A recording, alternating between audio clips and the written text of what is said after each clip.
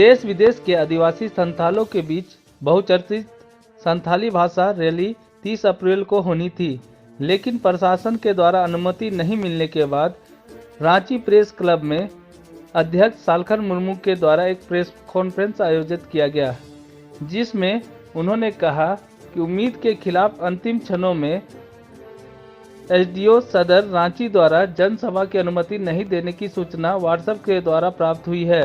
स्थगन का फैसला आदिवासी सेंगल अभियान के 5 प्रदेशों के 231 प्रतिनिधियों के बीच वर्चुअल मीटिंग में आज दिन के 12 बजे से 12:30 बजे के बीच परामर्श में दुख और आक्रोश के साथ लिया गया। आइए सुनवाते क्या कुछ उन्होंने कहा।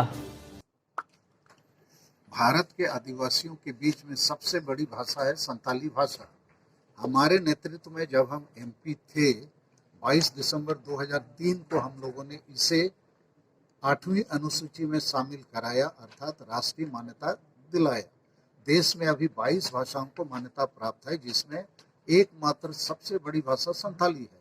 तो झारखंड राज्य बिरसा मुंडा के जन्मदिन पर गठन हुआ है, यह आदिवासी राज्य है।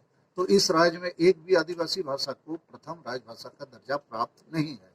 इसी लक्ष्य को सामने रखकर आज की तारीख में 30 अप्रैल 2022 को 5 राज्य और पड़ोसी देश नेपाल, भूटान, बांग्लादेश से कम 50,000 लोग आज की सभा में शामिल होते।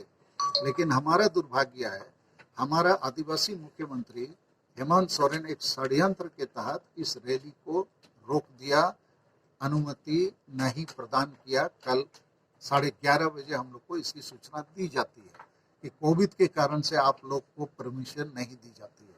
अरे कोविड है तो फिर पंचायत चुनाव क्यों हो रहा है? रामनवमी के जुलूस क्यों हुआ? सरहुल क्यों हुआ? स्कूल कॉलेज क्यों खुले हैं? बाजार खुला है? तो एक बहाना है, एक षड्यंत्र है। इसलिए आज की रैली को बाधित करने के लिए हम लोग माननीय हेमंत सोरेन मुख्यमंत्री को आदिवासी विरोधी, संताली भाषा विरोधी मानते हैं और आज से 1 सप्ताह तक इसका पुतला दहन देश विदेश में होगा। गांव गांव तक हम लोग ये समाचार पहुंचाएंगे। ये आदिवासी सही आदिवासी नहीं लगता है, इसको आदिवासियों की भाषा, आदिवासियों को न्याय अधिकार देने के पक्ष में ये आदमी नहीं है। तो इसका विरोध हम लोग आज से लेकर 1 सप्ताह तक करेंगे। इसकी जानकारी हम माननीय झारखंड हाईकोर्ट को भी देंगे और माननीय गवर्नर झारखंड को भी प्रदान करेंगे। और इस अनुमति को नहीं देने के रास्ते में जितने ऑफिसर हैं उनके खिलाफ भी हम लोग, उसकी भाषा, संस्कृति, अस्तित्व, इतिहास, सारी चीज़ों का मुद्दा है। तो 30 जून दिल्ली चलो सरना धर्म कोड की मान्यता के लिए। तो इसके लिए हम लोग, हमारा ही संगठन की तरफ से हम लोग का अनुमान है आज की रैली में कम से कम 50,000 से ज़्यादा लोग आते। और इसकी जानकारी हेमंत सोरेन और उसकी पार्टी को हो गई और उसको लगा होगा कि फिर ये कहीं हमारा कबाड़ा तो नहीं निकालेंगे। अन्यथा इतनी धूप में एक रैली को आप परमिशन नहीं देंगे, जबकि आपने सरहुल को दे दिया, रामनवमी को दे दिया, पंचायत चुनाव को दे दिया, कौन सा बखेड़ा हो जाता है। लेकिन उनको ठीक पता है कि 5 राज्य के अलावा नेपाल, भूटान, बांग्लादेश से भी लोग आ रहे हैं।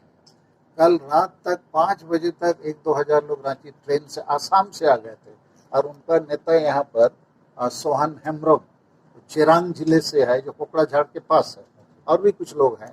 इसी प्रकार बहुत सारे लोग हैं। तो सरकार को मालूम हो गया और हम लोगों ने हेमंत सोरेन जी को मुख्य अतिथि के रूप में कल आज बुलाया है। तो उनको लगा होगा हम आएंगे तो बोलना पड़ेगा भाई संताली राजभाषा बनाया जाए, वो तो उर्दू को बनाए हुए हैं। दूसरा, नहीं आएंगे तो लोग पूछेंगे आप क्यों नहीं आए। तो उसने तय किया होगा कि रैली ही मत करने दो, नहीं तो कहीं बाबूलाल मरांडी आ गए या द्रौपदी मुर्मू आ गए। तो हम लोग तो सब पार्टी के आदिवासी संतालों को आज की रैली में बुलाया था। उनके तरफ से भी लोबिन हेम्ब्रम को भी बुलाया, सीता सोरेन को भी बुलाया, चंपाई सोरेन है, जोबा माझी है, सबसे मुलाकात करते हैं। तो कहने का तात्पर्य है कि ये ऐसी सरकार है, मैं तो कहूँगा अंधी सरकार है, आदिवासी विरोधी सरकार है, संताली भाषा विरोधी सरकार है, जो राज में आदिवासी के नाम पर राज की कुर्सी पे बैठे हैं, लेकिन केवल लूटने का काम इस सरकार कर रही है। और मुझे लगता है इस सरकार का कटिया खड़ा होना ही है, ज़्यादा दिन के मेहमान नहीं।